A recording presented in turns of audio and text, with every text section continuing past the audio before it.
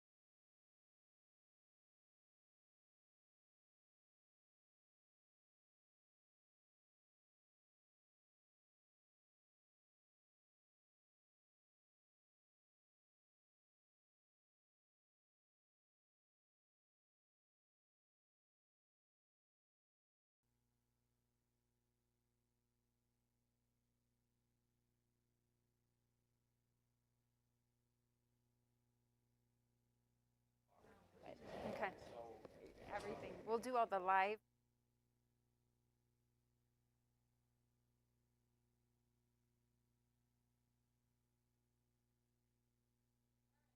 We're about ready.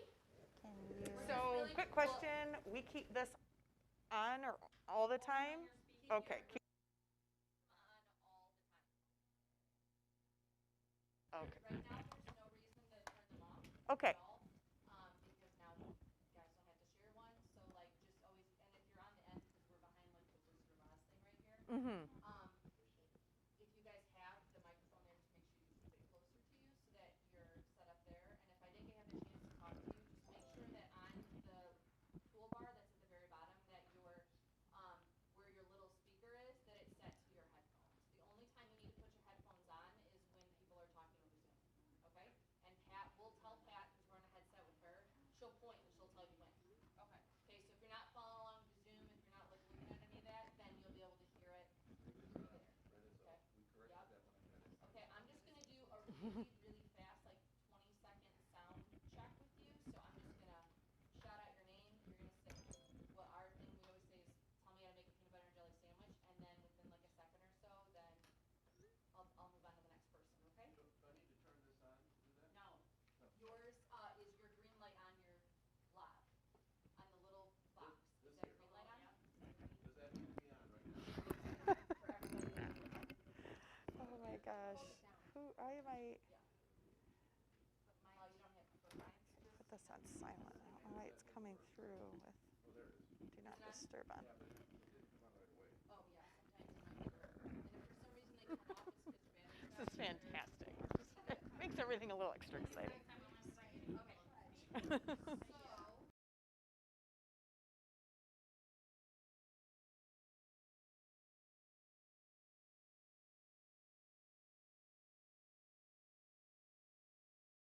Do you want them to take their masks off while they're talking, April? No, because they will have to keep it on when they're talking anyways. Oh, okay. So like, I'll just adjust the volume per that. Okay.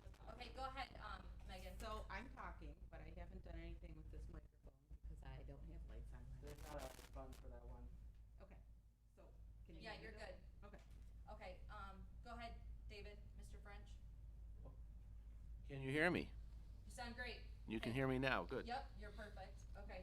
Well, tell my Ms. wife. Howie? Testing. Testing. Can you hear me? Let's talk just a little bit more. Testing. Can you hear me? Yep, you're good. Fancy Dan. Okay, and Gearhart is not here, right? Correct. Correct. So then Lear, Can you hear me? Test, test. perfect, Great. okay, and then Helton? Testing, can you hear me? Yes? Keep talking, Can you hear me? perfect, okay. And, Stephanie or Doug, Can you hear me? keep talking.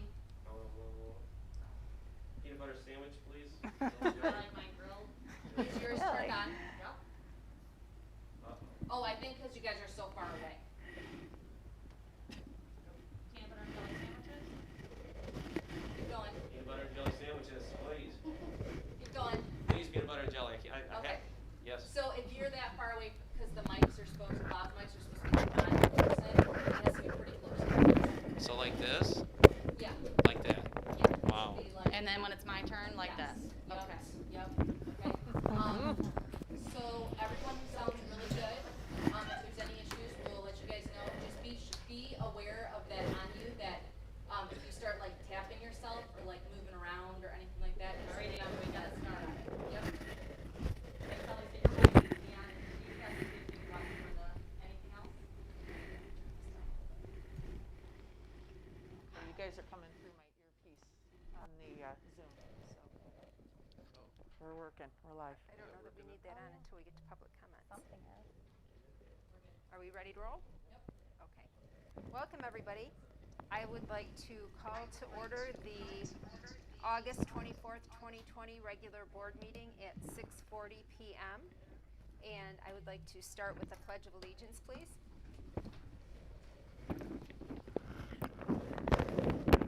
I pledge allegiance to the flag of the United States of America and to the republic for which it stands, one nation, under God, indivisible, with liberty and justice for all. Thank you. Secretary French, will you please call the roll? I will. Mrs. Drake. Here.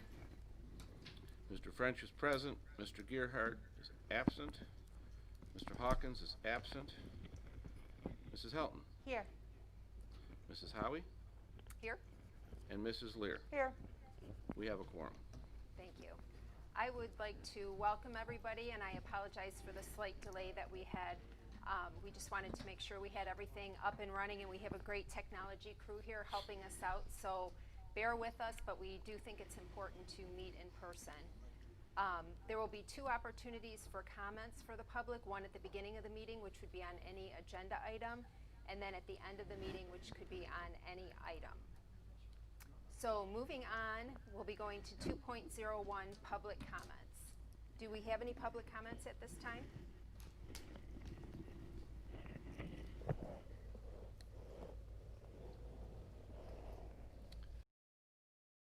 Call right now.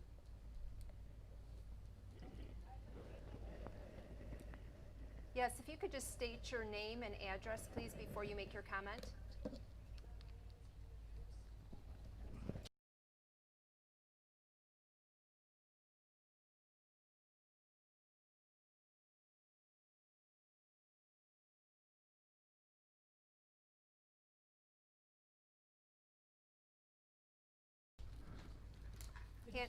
Hannah, can you hear me? You can go ahead with your comment. Thank you.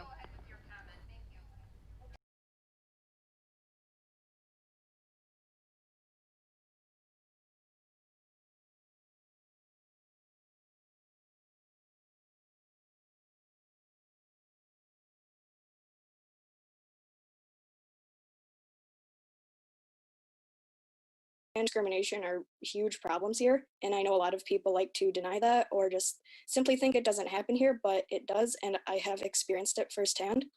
In fact, Trenton schools are the only place in my life that I've ever experienced any racist or discriminatory actions from both students and staff, including being told I could be bought at buyinasian.com, being questioned by staff as to why I would want to change my race on my transcript from white or Caucasian, being humiliated in front of my class because a teacher wouldn't intervene as a student continually asked me about being Chinese. For everyone who doesn't know, I am not Chinese, I am from Korea. And also being called a chink to my face simply for walking into my classroom. These are only a few instances of racism that I experienced in Trenton, and none of them were corrected or addressed.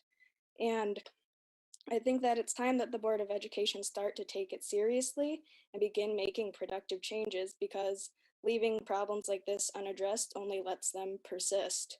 So I hope that this evening the board and everyone else present at this meeting fully listen to this Change for Trenton presentation, because I think it will be very helpful and very informative for the future of Trenton schools. Thank you. Thank you. Any other comments?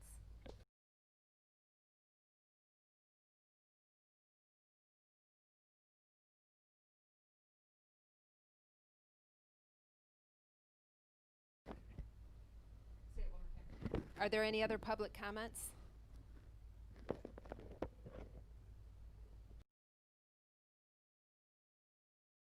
You want to say it? See if There it is. Okay, any other public comments?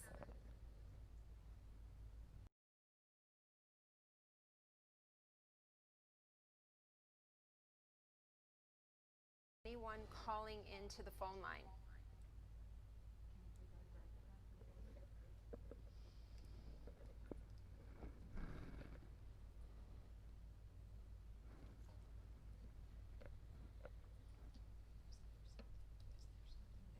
Nothing here. I just want to make sure. Do they see the number that they can call in on? Okay. We'll give that just another minute. If anyone wants to call in, we'll take those comments now.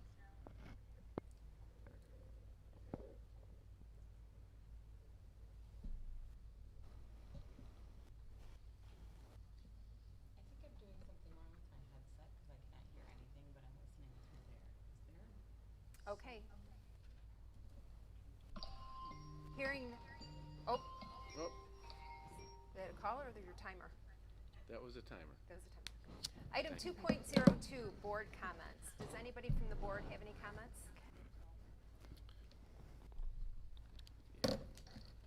I do. Let me get unwrapped. I would just like to recognize that one of our partners in education in Trenton, St. Joseph Parish, lost their parish priest last Sunday. He was very well liked, and he did tremendous things with the students there as well as with the other parishioners. And I just wanted to mention that Father Rooney was, being that I attend his parish, he was a big part of my life and my spiritual walk, and he will be missed. Thank you. Thank you. Anyone else? Okay, moving on to the consent agenda. Is there anything that anyone would like removed from the agenda? Okay, hearing none, we would look for a motion to approve the consent agenda as presented. I'll make that motion. Motion by Ms. Helton, Support. support by Mrs. Lear. Any comments? Did that in the wrong order. Motion carries. Item 4.01, appointment of MASB delegates to the Delegate Assembly.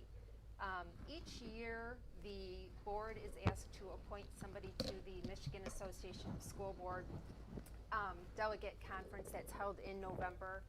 I attended last year as our district's delegate, and we would be looking for somebody to represent our district this year. It's being held virtually on November 5th.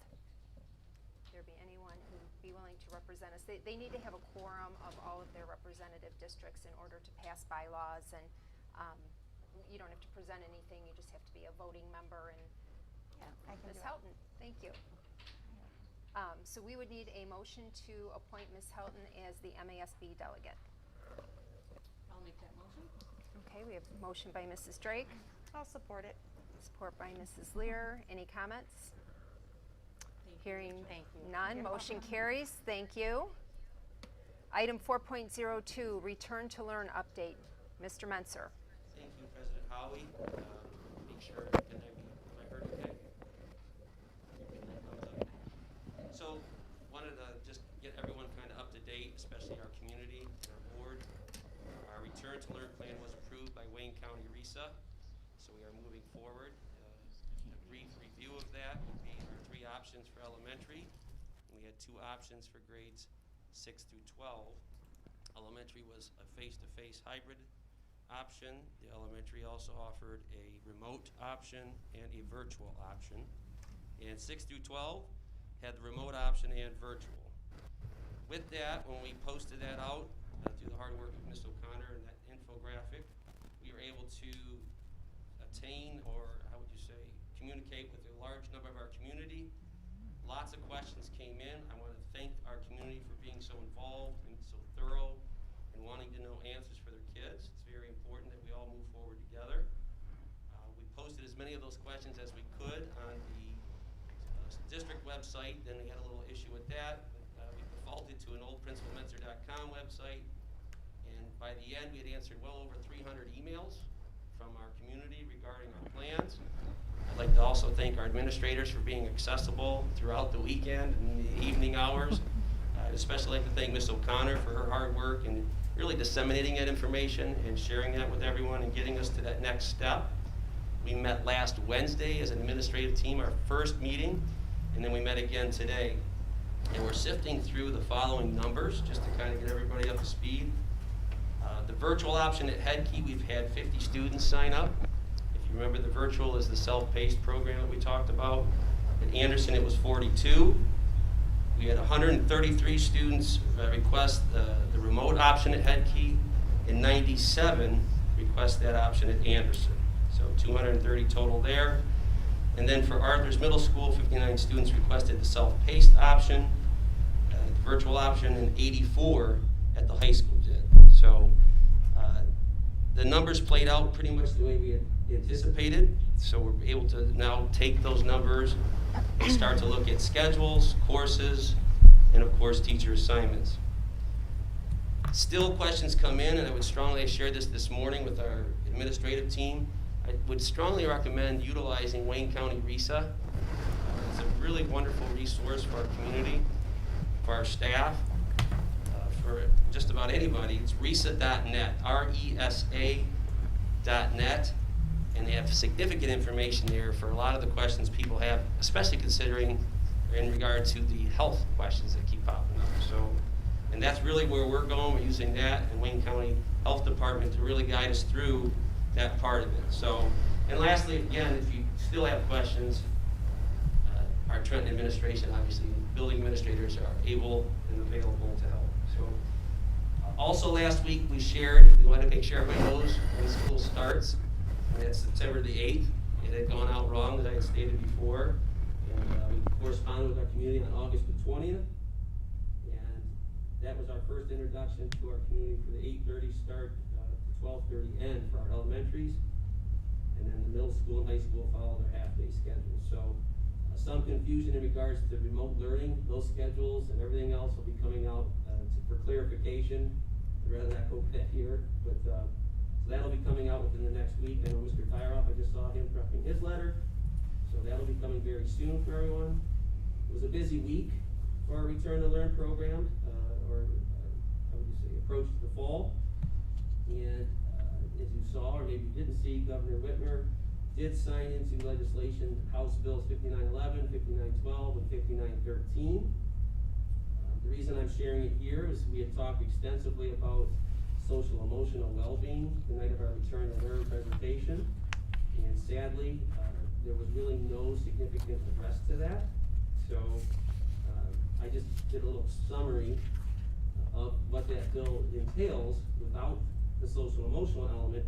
The focus is, I'm just going to read these rather quickly, establishing goals for student achievement, describing how pupils will progress towards mastery of standards, describing how instruction for core academic areas will expose pupils to academic standards, describing how pupil progress will be graded, ensuring two-way interaction with at least 75% of students, which is good.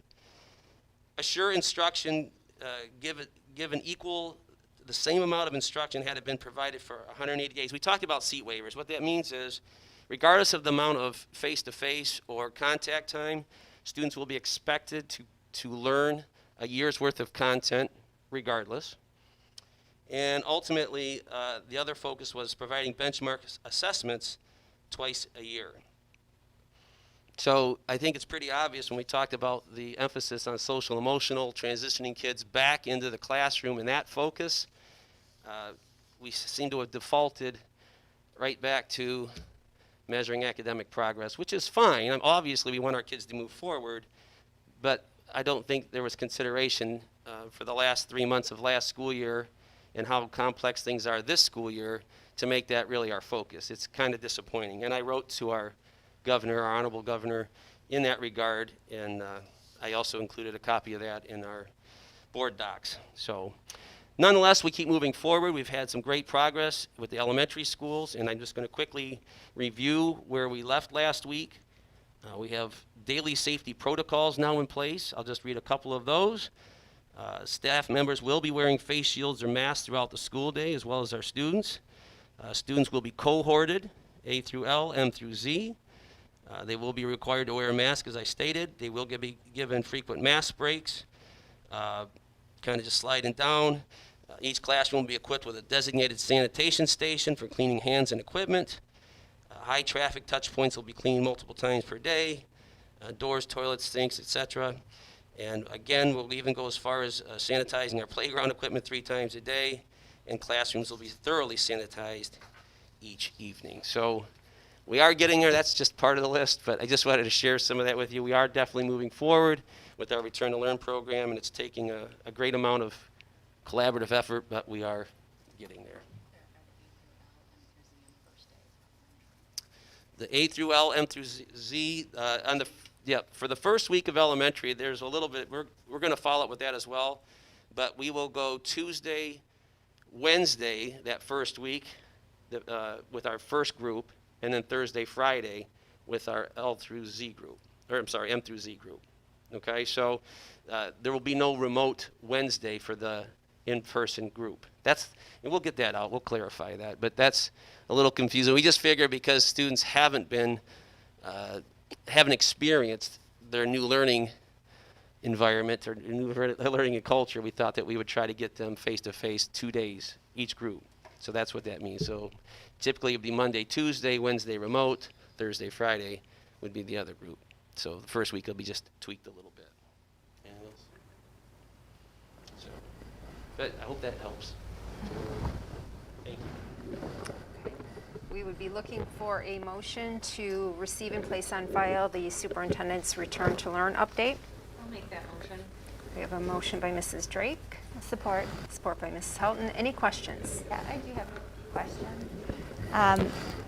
So I know that we spoke on the phone about this, but I think that the community maybe would like a little clarification as much as you're able to give about the secondary, the middle school and high school students.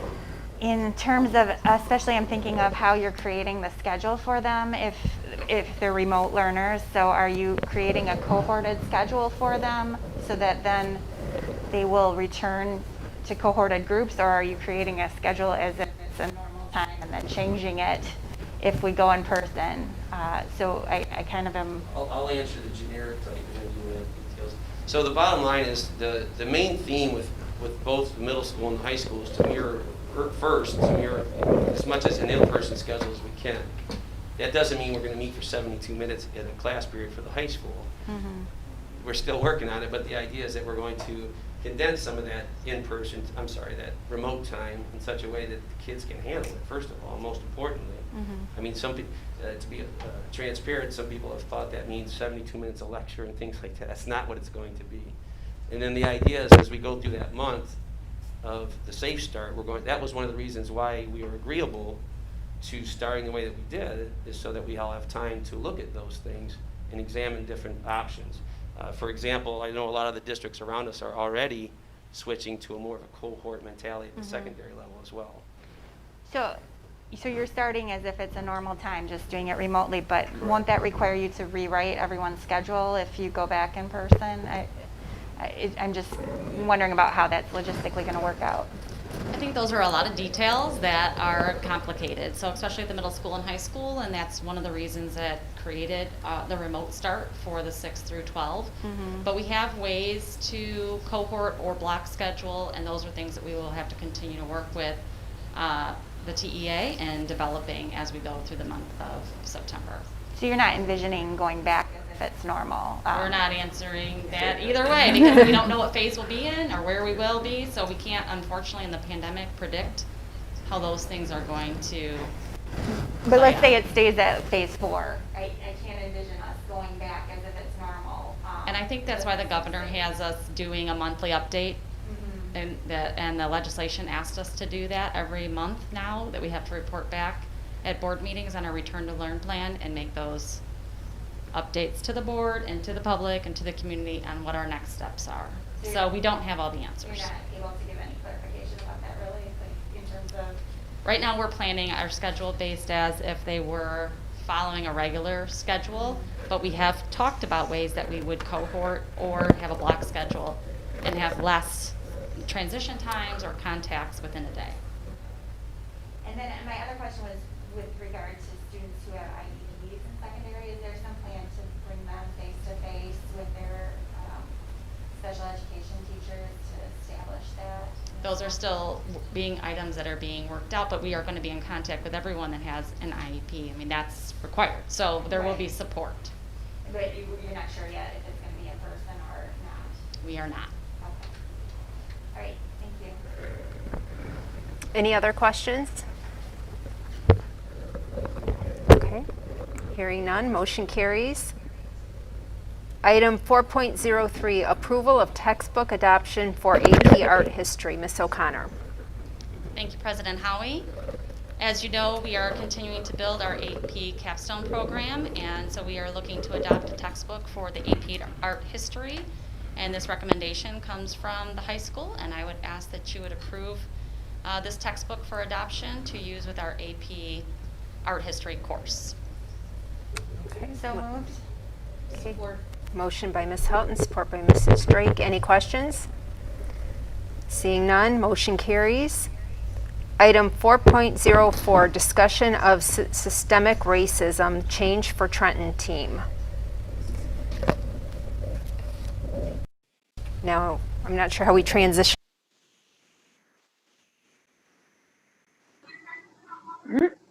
Is one of us co-hosts so that we can present? Yeah, I'm about to do it right now. Hold on. Okay.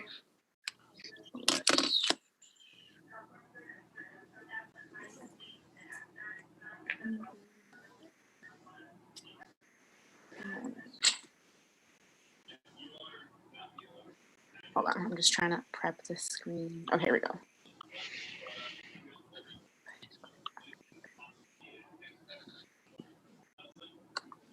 Oh, what? Okay, it's like way ahead than it needs to. There you go.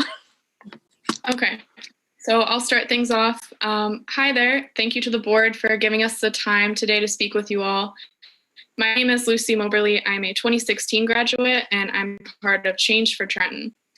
We are a group of 8 Trenton High School alumni who drafted a letter to the board urging them to address systemic racism in our school system. And we're here today to present that letter along with its 600 signatures and go into a little bit more detail about the 5 action items that we hope the board will consider.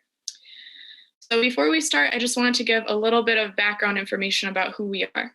Our oldest member graduated in 2009, and our youngest member just graduated this May.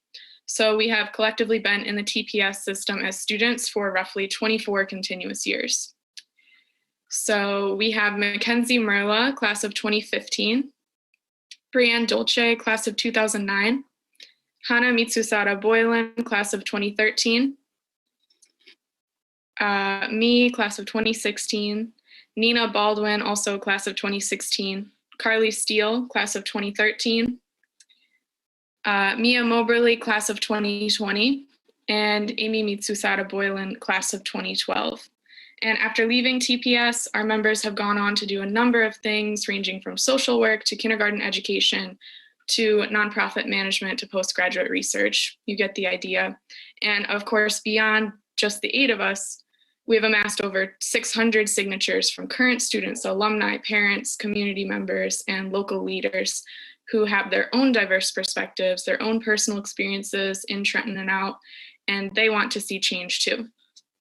So we were inspired on a larger scale by this sort of reckoning that we've seen happening across the country about systemic racism, but more importantly, we were inspired by recent events in Trenton too. Events that made it clear that we need to have these conversations about race here too. For example, just a couple weeks ago, KKK flyers were distributed to the homes of multiracial families in Trenton. And some of our members in Change for Trenton personally experienced racism back when they were students at THS that stuck with them and made them question their identity in Trenton.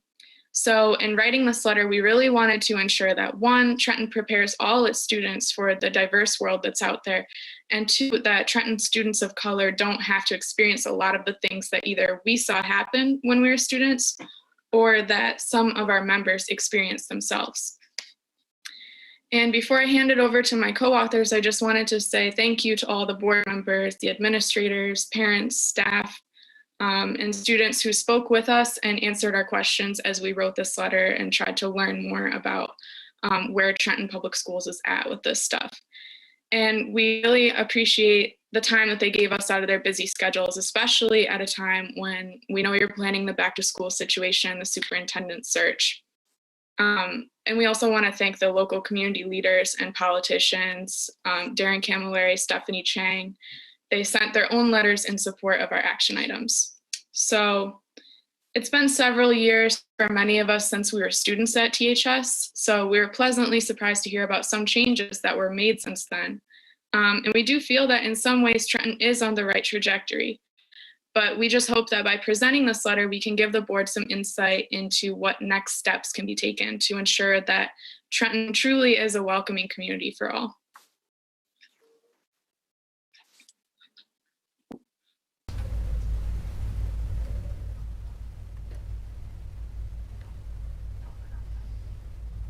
Yet or hear it, so here goes.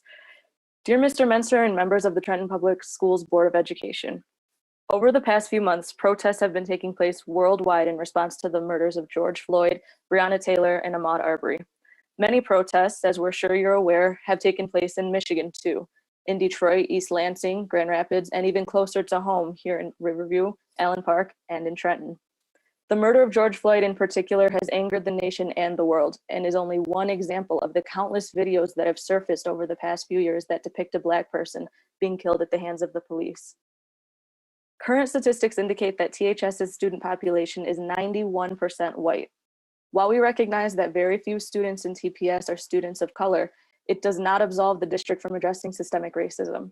If anything, we believe that it lays bare the systemic inequalities in American life more generally and makes the changes we propose below even more urgent. Through this letter, we strive to work alongside the district in creating community-based solutions and maintaining active dialogue between parents, students, alumni, other community members, and the school board. We TPS alumni, current students, parents, staff, and community members respectfully urge you, the Board of Education, to undertake the following actions.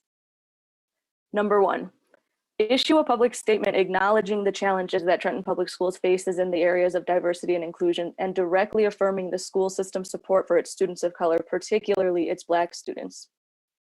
Number 2, to create and sustain actively anti-racist curricula, review the portions of the Michigan Social Studies standards that deal with Black and Indigenous history.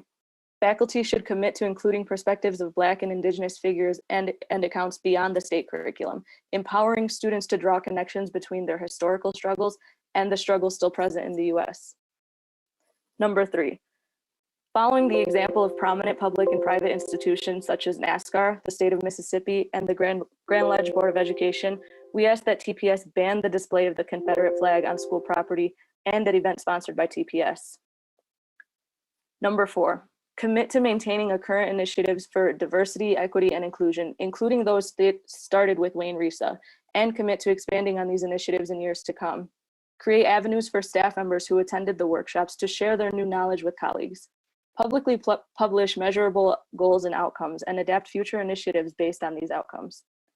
And lastly, number 5, publish a detailed overview of the English as a Second Language program on the Trenton Public Schools website for current and prospective ESL students, and provide an avenue for parents to request a translation of ESL policy.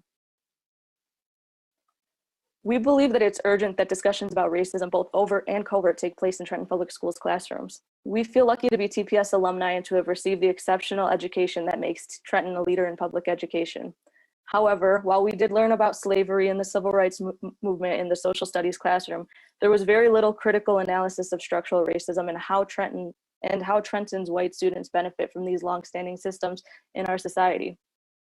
While it is true that Trenton's white students may experience hardships in their lives, the color of their skin has never been one of the things making their lives harder. Meanwhile, explicit acts of racism and hate in the community make even more urgent the need to properly educate TPS students. For example, members of the KKK distributing flyers in Trenton neighborhoods back in 2016 and just last week. A 2015 study done by the National Museum of African American History and Culture found that a mere 8 to 9% of class time is spent on Black history. This leaves students, including those in Trenton, woefully unprepared for addressing the systemic inequalities in the world around them. When we went to college or entered the workforce, our lack of exposure to diverse experiences meant that we faced an uphill battle in order to become more familiar with the world around us, a world which was poorly reflected both in our demographics as well as our education. We've also provided a number of resources on the letter. There's some hyperlinks if anyone is interested in looking at those.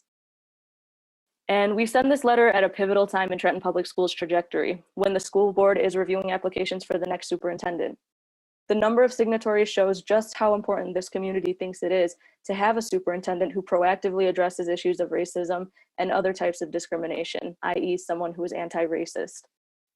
Not to act at this critical moment in American history would make TPS complicit, and it would fail all of its students, particularly its students of color. You, as members of the school board, have the power to make this a moment of positive change in our community, and we believe it's an opportunity that must be seized.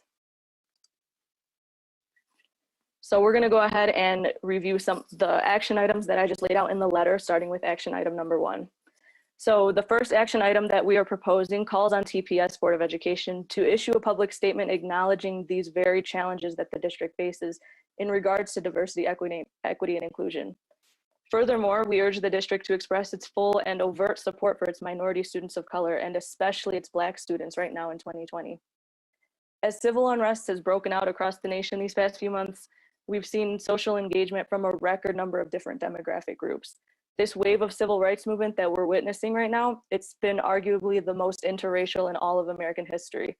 We've seen people joining the movement from all different walks of life, all different sexual orientations, different ethnic and cultural backgrounds, different socioeconomic backgrounds, and overall different life experiences. These past few months have made it glaringly obvious that we are in desperate need of dramatic systemic change as a country, as a state, and as local entities. We Change for Trenton, as well as the over 600 community members who have also signed the letter, firmly believe that to remain silent during this crucial time in our national history is to be compliant with the racial injustices taking place every day in the world and communities that we inhabit together. We urge TPS to publish a visible and accessible statement of support to its students of color in an attempt to take the first important step in this process of healing, which is acknowledgement of the problem. When we as a community choose to identify our own flaws and make a conscious effort to repair them, we in turn create an environment that promotes growth and open-mindedness among all of our citizens. It fosters an environment in which all people feel heard, cared for, and most importantly, supported. We are at a turning point on a national level, yes, but we're also in the midst of a turning point in TPS history. And we implore the district to steer the community towards a more progressive and inclusive future for all of its members. Hi, I'm Brianne Dolce, and I graduated from TEHS in 2009. Our second action item involves actively and consciously rethinking the way that the Michigan mandated curricula are applied and adapted in the district. In particular, we'd like to ensure that the history and experiences of non-white people in the United States, especially Black and Indigenous Americans, are taught critically, especially in light of the overwhelming whiteness of Trenton's population. This action item implies that there's a problem with how history is taught. And this problem is not in any way Trenton specific, but it's a larger issue of how American public schools narrate history in general. We know that teachers have a lot on their plates, especially right now. And so this action item is, nor my statement regarding it, is not meant to admonish teachers in any way. My understanding as an historian and a university educator is that the Michigan social studies standards offer relative flexibility with what is taught in the classroom. So for example, on the slide, I have an excerpt for what should be taught in 9th grade world history. And this is the period between 300 and 1500 AD. And I chose this simply because I'm a medieval historian, so I feel a little bit more comfortable talking about it. So I'd like to highlight just a few things. I think the first thing is that this is great news because it's highlighting something that's really true about the medieval world, that people traveled, that they interacted across continents, languages, and religions. But if we look at the potential topics in the blue that could be covered in these categories, we see not only European cultures represented, but also those of Africa, South Asia, and the Middle East, just to name a few. The wording is clear throughout the entire document of the Michigan Social Studies Standards. Examples may include, but they're not limited to. But if given a choice, which of these do we feel comfortable teaching? I'd wager that if the trans-Saharan trade in gold and salt is taught, it's likely not given the same weight as something like the Crusades, for example. But I'd like to say that the flexibility of this curriculum is an opportunity. It's an opportunity to think critically about what we choose to teach. We know we can't teach everything because that would be simply impossible. But someone recently said to me, when we as educators say, we don't have time to cover this, we're implicitly telling our students that what we do have time to cover is actually more important. And as someone who's been responsible for a classroom of university students in recent history, I found this statement somewhat striking. And it's striking because it's true. Over the course of my own education, when teachers have said to me, I don't have time to cover this, that's usually meant that women or people of color or religious minorities have been absent from what they've taught me. Who do we erase and silence when we forward the same narratives that we learned ourselves, especially when these narratives neither reflect the world that we live in today nor the world as it was in the past? When it comes to people of color, and especially Black people, our narratives are dangerous. Over generations, we've inherited narratives that tell us that slavery was predominantly a problem of the 19th century, a problem only in the South, and that it was quote unquote solved. The overarching history that I was taught was that after slavery, very little happened in terms of the experience of Black people in America until the Civil Rights Movement. And after that, the history that I was taught returned to being completely white dominated. Teaching social studies and history in particular, though, is not about teaching facts or dates, people, and events that can simply be memorized and provide an objective truth of what really happened. And that's because history isn't objective, which is why historians continuously go back and reframe it, which means that the way we teach and what we teach also has to adapt. Our narratives don't work and they fail our students. Like many people my age, I've had to actively unlearn certain misconceptions about the past. Sometimes this has meant unlearning my own understanding of where I grew up.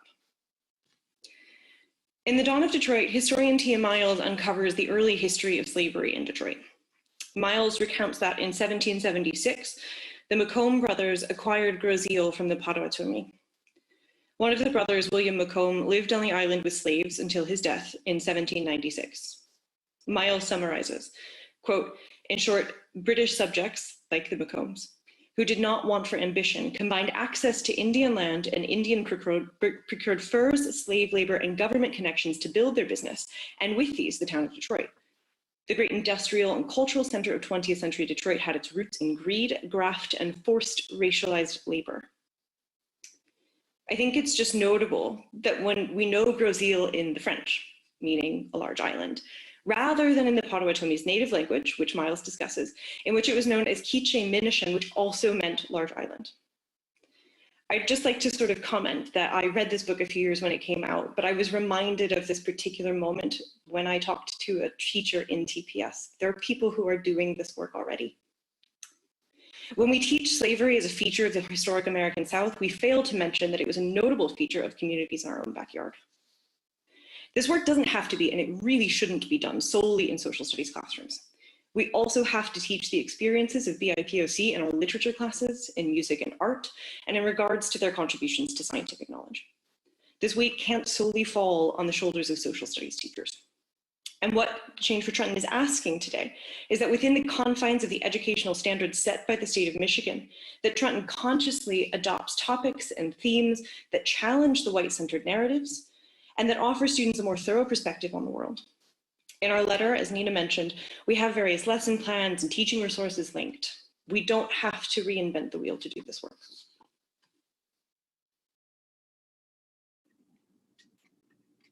Hi, my name is Carly Steele, and I'm from the class of 2013, and I'm going to be discussing action item 3. Our third action item identifies the Confederate flag as a racist symbol of white supremacy and requests that the district ban it from all schools and school-related events. The Confederate flag is a modern symbol of racism. Today, it has nothing to do with the Civil War, but with power and white supremacy. In fact, various uses of the Confederate flag in modern history date back to the Civil Rights Movement when it was used explicitly as a symbol of white supremacy. For this reason, various institutions, educational and otherwise, have made the choice to remove the flag from their own symbols or ban it entirely. NASCAR has recently done this, but so too have Grand Ledge Public Schools. The flag is a symbol of hate.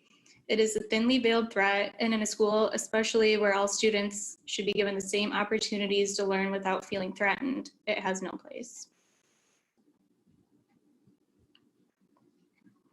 We ask that the district reflect upon the impact that exposure to hate symbols and discriminatory practices has on the well-being of Black students and students of color. Symbols of race-related violence and acts of racism are often mentally damaging to the targeted community of color. Research has consistently found that people of color who experience discrimination are more vulnerable to negative mental health outcomes, such as higher rates of anxiety symptoms, depressive symptoms, and substance abuse. Adverse mental health outcomes, in addition to an unwelcoming learning environment due to the presence of hate symbols, has the potential to impact educational outcomes. Ultimately, hate symbols inhibit the cultivation of a safe and effective learning environment. As the majority of our action items indicate the priority of student well-being, we hope to see the district uplift Black students and students of color in an attempt to create a welcoming learning environment. The current racial justice movement has exacerbated mental health issues and trauma within the Black community, which is why we find this to be an appropriate moment to consider banning the display of the Confederate flag as an act of support and solidarity with students of color. Healing from racial trauma and discrimination can be facilitated by the education system through means of equipping staff with the skills to navigate conversations of race and act as true allies to Black students and students of color.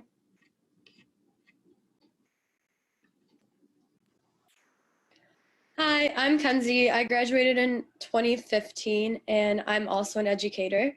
So these things really hit home with me. And I'm going to be talking about action item number 4. So in action item number 4, we request that the district maintain its current diversity, equity, and inclusion initiatives and commit to expanding such initiatives consistently. We were happy to hear of the partnership with Dr. Felicia Humes and Virginia Winters from Wayne RESA. This seems to be a promising start to tackling such issues within the district. Not only is it important that TPS staff acknowledge the importance of personal reflection and professional development, it is crucial that the district encourages these actions through frequent and easily accessible training opportunities. We acknowledge that trainings and professional development programs cost time and money and require that staff personally invested and willing to undertake such responsibility. Given that it is likely not possible to send every teacher in the district to such trainings, we hope that teachers would be willing to share what they've learned with their colleagues, whether in formal groups on a more I don't know what the word is, more informal basis. Various organizations have created online resources that offer free materials for educators such as Teaching Tolerance and Project Ready. We hope that the district will share these resources with staff and encourage them to partake in these trainings as a matter not only of professional fulfillment, but also of personal growth. Though goal setting, identifying tactics and outcomes, and measuring impacts are likely to be a component of the district's relationship with Wayne Risa, we would like to iterate how crucial these factors are in cultivating successful and effective initiatives. Over the past few months, situations have come to light in which students were discriminated against by the very people responsible for providing an educational space that should be equitable and safe. Though again, we are pleased with the DEI initiatives that the district is partaking in, we want to stress that these efforts must be genuine and serious. In the business sector, DEI initiatives have failed to make a more racially diverse and inclusive environment. Oftentimes, DEI trainings are performative and only implemented face-to-face.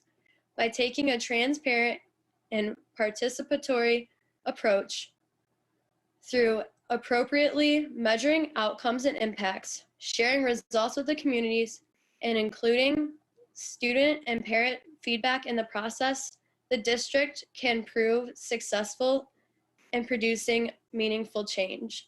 And just as an educator, I wanted to add something really quick. I think that when we are doing these DEI trainings, we really have to look at who's in the room.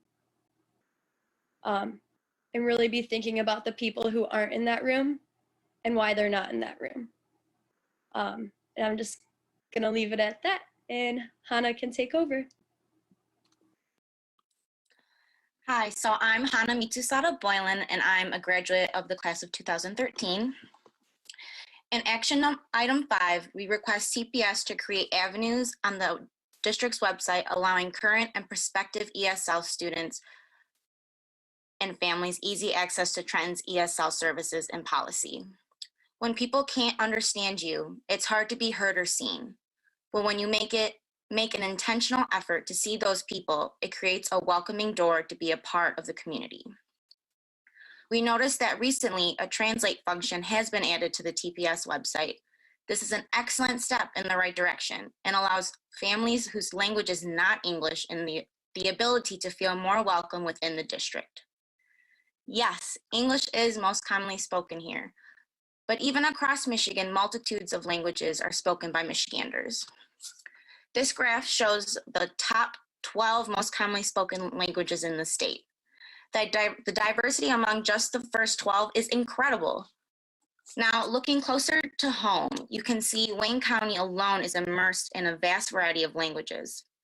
But if an ESL family was looking to move here in this area, the likelihood of them choosing Trenton would be very slim, just based on the fact that TPS is not very transparent about the services they provide for these students and families. Trust me, I know, because I have searched extensively on TPS's website and board docs, trying to find an ESL policy and further information about it. If it's there, it is nearly impossible to find. Personally, having this information easily accessible would have potentially been really helpful for my own family. As you can hear and notice, I speak English quite well, but English isn't the main language in my household. And even though my mom does speak English really well, having easy access to that information would have made my mom even more comfortable showing up to things like parent-teacher conferences. After several meetings with administrators, teachers, and TPS faculty, we have learned that in recent years, the district has begun to offer translators and interpreters during parent phone calls when necessary. As someone from a bilingual household, I'm glad to see this type of progress in the district, and my hope is that from here on, that information is made more easily accessible to the public on TPS's website for prospective families. Okay. Going to be helpful to have sort of like a recent graduate's perspective. So that's me My name is Mia. I'm a 2020 graduate. And as some of you may have heard, after graduation, I decided to start a Twitter thread of issues I'd seen in THS over the years. This thread dealt with racism, homophobia, sexual harassment, and bullying. The responses I received were overwhelming and heartbreaking.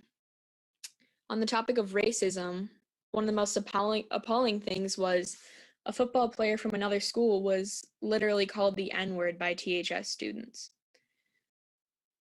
People had done blackface during Spirit Week. Asian students, as we heard, have faced racist comments and slurs from their peers. Latinx students have been told to go back to their country, and personally, I have heard people say that to other students. And I could read the hundreds of responses to you, but it would take hours. I've seen and heard a lot of these issues in high school, but I never had to deal with anything as a result of the pigment of my skin. And that's what our community needs to think about, because there is a difference between racism and bullying. And yes, the two do interact with each other, but they are definitely not the same. I've heard people say just grow a thicker skin, but that's kind of hard to do when no matter how thick you grow it, it's not the color of the community around you. It's not just about the N-word or the Confederate flag. It's about a political system and a state of mind that has barely been reformed since segregation. And this is just a fact. Trenton used to be a sundown town. It was called that because Black people would avoid traveling through it at night because of what may be done to them. And this was only about 60 years ago, so my grandparents were alive and living in this area back then. And that same stench of racism still lingers in the air today. I know family friends who are people of color say they avoid driving through Trenton because of how they had been treated in the past. And as a majority white suburb, we are sheltered. Both my mom and my sister, they were Trenton grads who went to school out of state at some point. They were surprised by the different cultures they came across. And a question that we've been receiving is, why do we need this in Trenton?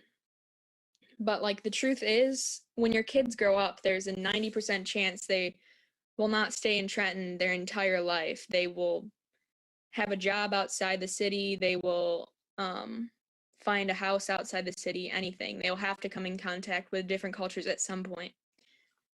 I remember my freshman year, when my friends and I started the feminist club, which was very controversial.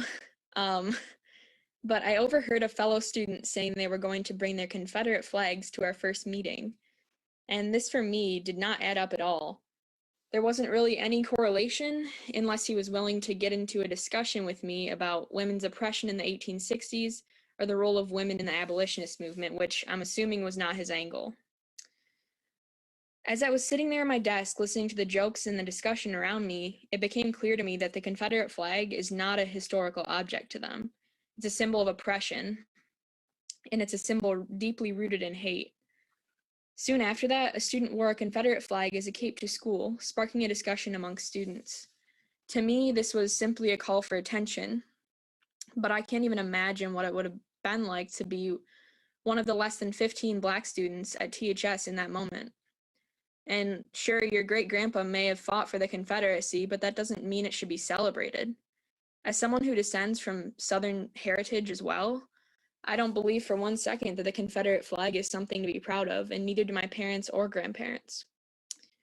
And believe me, I have a lot of hillbilly blood, so. The First Amendment doesn't protect you from the negative response you receive when you're implicitly or explicitly racist in any context. In a school system, this ignorance can and should be prevented. Empathy can be taught and bias can be unlearned. Although TPS doesn't have control over what students are taught at home, the school buildings definitely should not be a place where those ignorant ideas can be acted upon.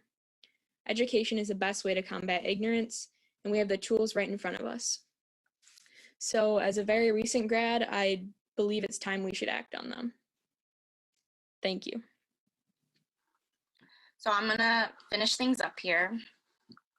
Growing up in a multiracial and bilingual home in a predominantly white city that is Trenton, definitely came with its challenges. As I have had good experiences and memories growing up in Trenton. Yes, it did help to have my grandpa, Wayne Boylan's popular reputation in the community to help me create good relationships with my teachers. But the majority of students who are non-white or bilingual in a majority white suburb do not have the same privileges that I had growing up. For me, I started experiencing racism as early as the kindergarten level, which continued all the way through until I graduated high school. Looking back now, it is really appalling to remember a lot of my experiences because the racism I faced didn't just come from students. Teachers and other faculty members played multiple roles in those experiences, and were repeat offenders. Some of my personal experiences of racism were in elementary school. I was teased multiple times about lunches I would bring to school, which ultimately shamed me into only bringing sandwiches to lunch. I had a coach who is also a faculty member only address me as Mitsubishi because they found it was easier and more fun than saying my last name. I was told on numerous occasions, "That's weird," about a Japanese tradition or cultural practice. I was called chink multiple times. Also, fun fact, chink is a racial slur specifically directed to Chinese people. So people were also inaccurately trying to harass me and insult me, which is a little sad. And being accused of murdering and eating cats, as well as being told I'm mispronouncing the word or the name Hiroshima, even though I speak Japanese fluently. I've also seen firsthand how people whose first language isn't English get treated as well. My mom's native language is Japanese, and she really does speak English really well, but people will look at her like she's dumb or treat her with less respect because she has a strong accent. These experiences didn't necessarily happen from teachers, but it did happen in the community. She would never say this out loud, but these interactions with other community members did make her uncomfortable and created an unwelcoming atmosphere, like she didn't belong. And if that's how my mom feels, an incredibly intelligent woman who can speak and comprehend English well, I can't even imagine what someone with limited English would feel in our community. Experiences like mine and those of countless others who have reached out to us since we started this letter are why the 7 phenomenal women and myself have created this letter and formed Change for Trenton. Members of this community are hurting and want and need change. This cannot be fixed overnight. It must be long-term, but it has to start now. Thank you so much for allowing us the opportunity to speak with you. We are happy to answer any questions you might have, whether right now or in the near future. Thank you.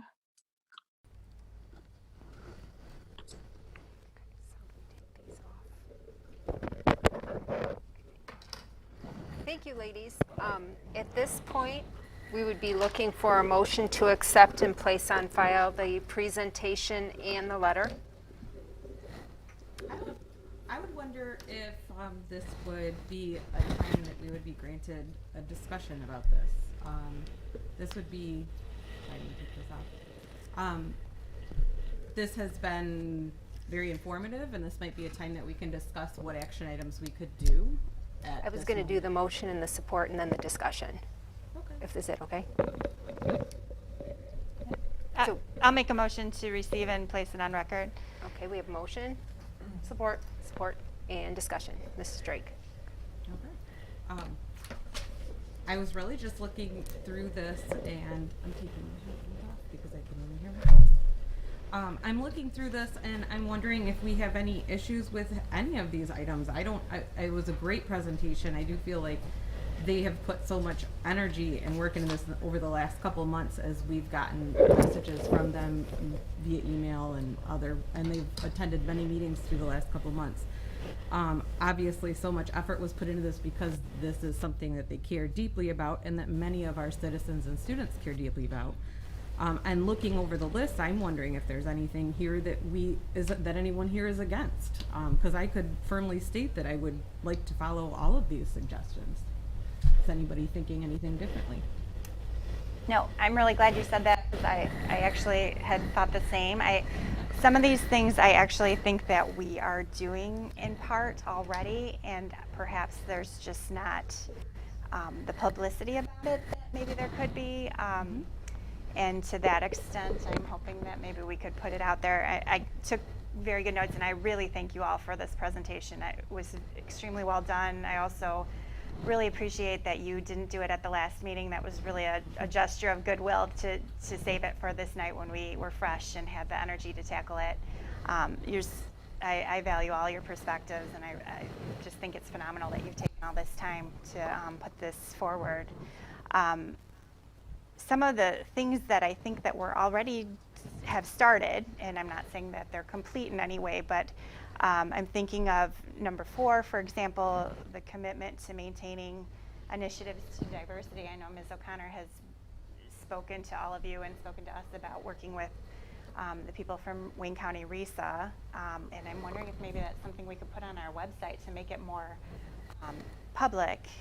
And one of the other things I thought about is the ESL. I really don't know if we have an ESL policy or if it's published, and it doesn't seem like it would be hard to put on our website and have the translations. I hate to add anything to your plate right now, but I think that is maybe something that already exists, and we could just find it from another source and put it on. And I have a lot of thoughts about the Confederate flag.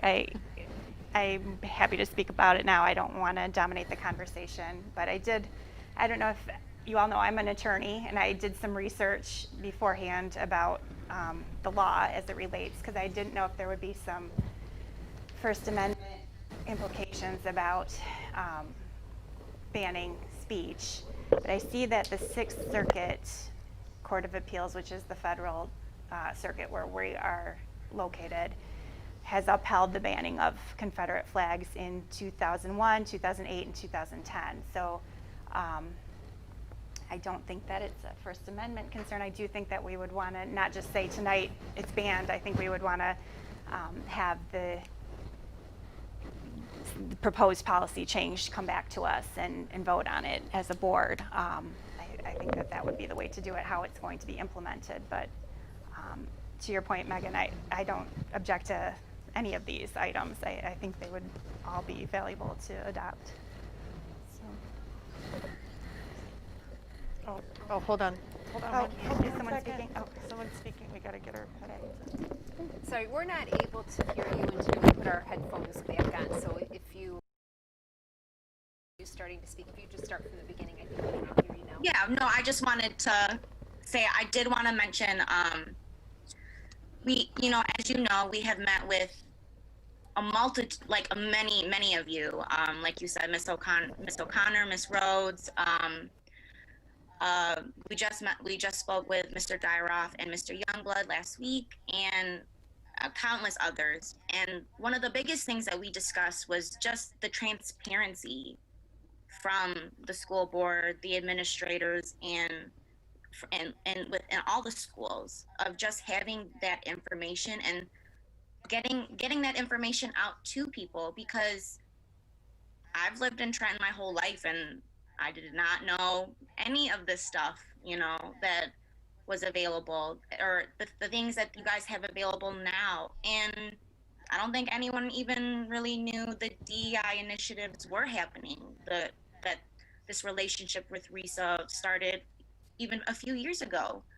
So even just having a little post or sending out a mass email like once a year, or like just something to just let people know, through the masses, that this is happening. We are doing something, because honestly, as someone who is a person of color, it's very tiring to have to constantly listen to someone or many people that oh, that's a great perspective. Like that's something I should really think on. But where's the action? If we don't see it, we're not going to believe it. So that's like the biggest thing that we've really discussed with many community members, school board members, and faculty members, that just being transparent is the number one step in being successful in any of this work. Thanks.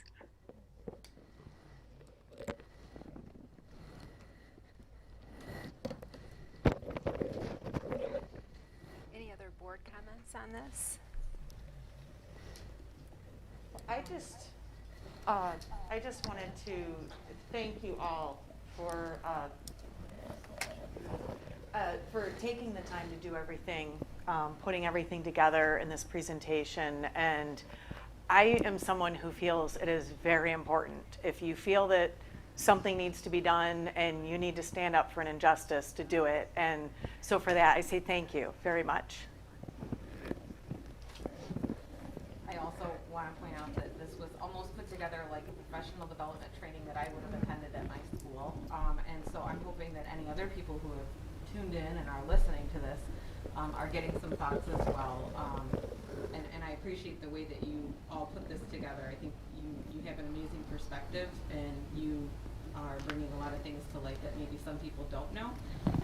And then at the same time, I appreciate your call to action for it. I appreciate that what you're saying is we need to actually do something instead of just talking about it. And so I do plan to hopefully be part of seeing that through. And I'm wondering if maybe this would be one of those types of things that, again, we might form a committee and make sure that we follow through with this, rather, because I've said I don't want to be on any more committees, but I do feel that this might be one of those things where we can have some formative goals and some, check off the action items and make sure that we can actually do them and then publicize or publish what has been done. Because I don't know if anyone else feels that that might be an actionable item that we could do at this moment, just at least put together a committee. And I think that's a great idea. I met with the Change for Trenton team pretty early on, and I know that the administration has met with them multiple times. And so I think maybe we need to get caught up on what we have done and what we have in place, and then kind of prioritize our goals going forward. So I'm always in favor of the work of a committee. I think you can really dive into things a lot more than you can in this forum. So do we have any volunteers who'd be interested in being on the committee? Yes, I would volunteer. I'll get in on that. All right, well, there's 3. That's the maximum that we can have. So thank you, ladies. I really appreciate all of your hard work on this. Should we have a motion to form the committee? Yes. Do we need to? Did you actually take and acknowledge the vote on the motion 4.04 before we add to? Any or further discussions on our existing motion to Right. receive and place this on file? Okay, seeing none, motion carries, and then we'd be looking for a secondary motion to form a committee of Ms. Houghton, Ms. Lear, and Mrs. Drake. I'll make that motion. Okay, we have motion by Mrs. Drake, Support.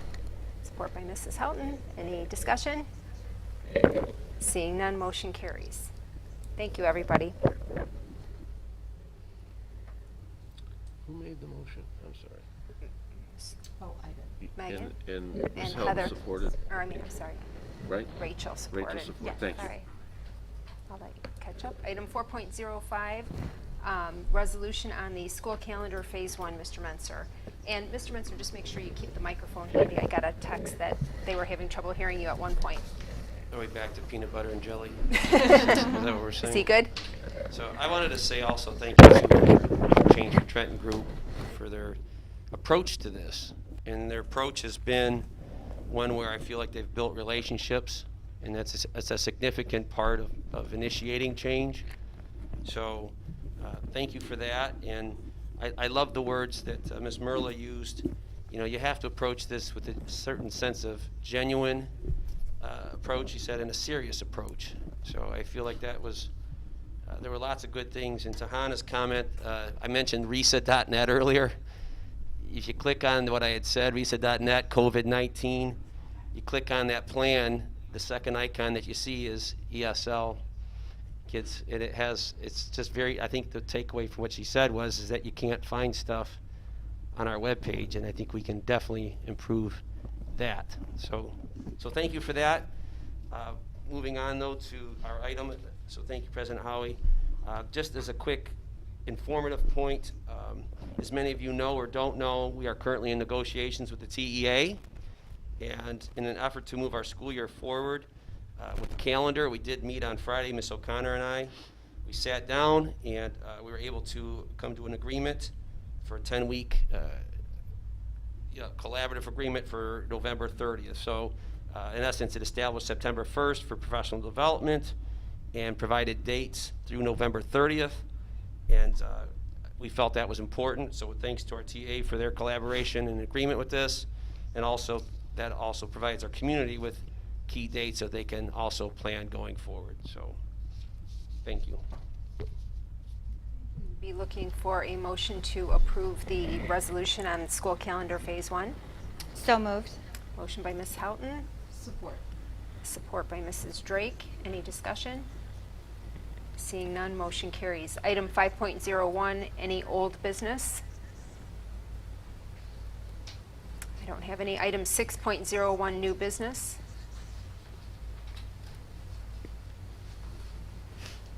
Seven 7.01 communication items. We would be looking for a motion to receive and place on file the letters listed under communications. I'll make that motion. Motion by Mrs. Drake. Support. Support by Mrs. Houghton. Any discussion? No, thank you to the community members who have been making certain matters urgent and sending us these modes of communication.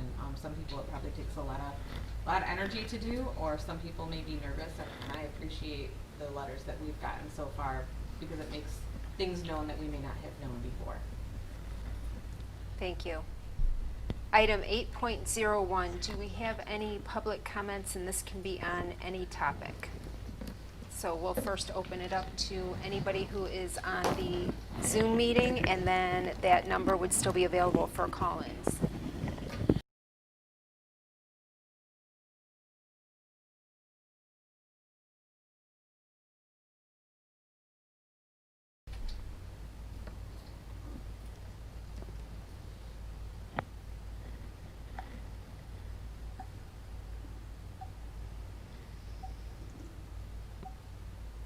Hearing none. Any call-ins?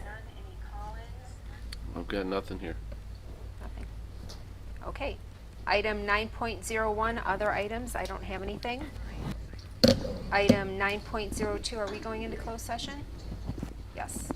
We would be looking for a motion to go into closed session related to negotiations. So moved. Support. Motion by Ms. Houghton.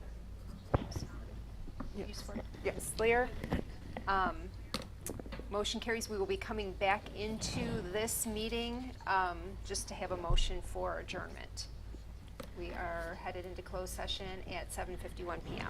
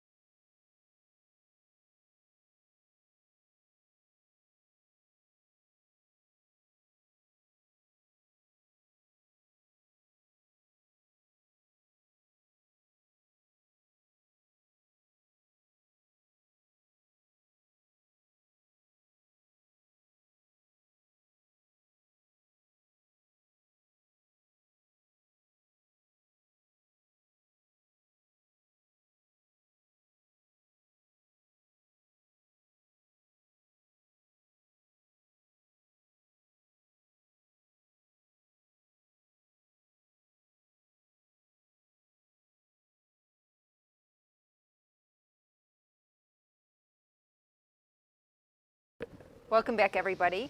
At this point, we would like to have a motion to reconvene our regular meeting at 8:25 p.m. So moved. Motion by Ms. Houghton. Support. Support by Mrs. Drake. Motion carries. Item 10.01, a motion to adjourn, please. So moved. Support. Motion by Ms. Houghton, support by Mrs. Lear. Meeting is adjourned at 8:26 p.m. Thank you, everybody, and thank you, technology team, for keeping us up and running. Thank Yes, you. Thank you.